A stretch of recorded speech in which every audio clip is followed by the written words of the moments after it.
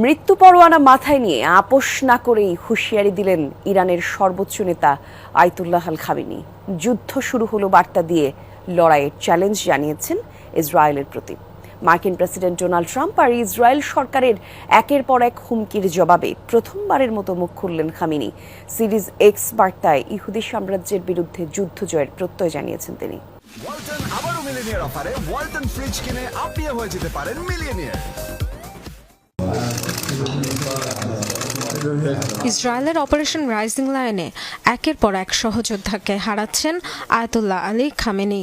যুক্তরাষ্ট্র ইসরায়েলের তরফ থেকে অনবরত পাচ্ছেন হত্যার হুমকি, তবুও অকুতভয় ইরানের সর্বোচ্চ নেতা। দুদিন আগে ইসরায়েলের প্রধানমন্ত্রী বেনিয়ামিন নেতানিয়াহু সাফ উচ্চারণ করেন, খামেনির মৃত্যু হলেই শেষ হবে সংঘাত।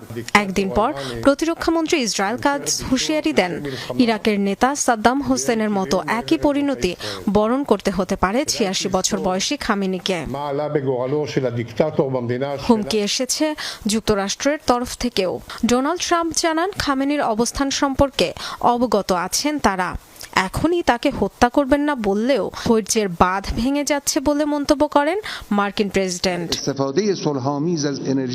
ক্রমাগত এসব হুমকি ধামকির প্রেক্ষিতে প্রথমবারের মতো মুখ খুললেন ইরানের সর্বোচ্চ ধর্মীয় নেতা আয়াতুল্লাহ আলী খামেনি। একের পর এক বার্তা দেন এক্স হ্যান্ডেলে। ইহুদিদের সাথে কখনোই আপোষ করবেন না জানিয়ে পোস্ট দেন তিনি। ইসরায়েলিদের কোনো ছাড় দেয়া হবে না বলেও জানান। আরেক পোস্টে মহানবী হযরত মুহাম্মদ সাল্লাল্লাহু আলাইহি সাল্লামের চাচাতো ভাই এবং ইসলামের চতুর্থ খলিফা হযরত আলী রাদিয়াল্লাহুকে স্মরণ করেন খামেনি। বলেন, সম্মানিত হায়দারের নামে যুদ্ধ শুরু হলো। নিজের তলোয়ার জুলফিকার নিয়ে খাইবারে ফিরছেন আলী। আরবে ইহুদিদের শক্ত অবস্থান ছিল খাইবারে। ইসলামের ইতিহাসের অত্যন্ত গুরুত্বপূর্ণ এক যুদ্ধের পর অঞ্চলটি জয় করেছিলেন ইমাম হযরত আলী রাদিয়াল্লাহু, হায়দার নামেও যিনি পরিচিত। আরেক পোস্টে কুরআনের আয়াত তুলে ধরেন ইরানের সর্বোচ্চ নেতা। প্রত্যয় জানান, আল্লাহর ইচ্ছায় ইহুদি সাম্রাজ্যের বিরুদ্ধে জয়ী হবে ইসলামিক রিপাবলিক।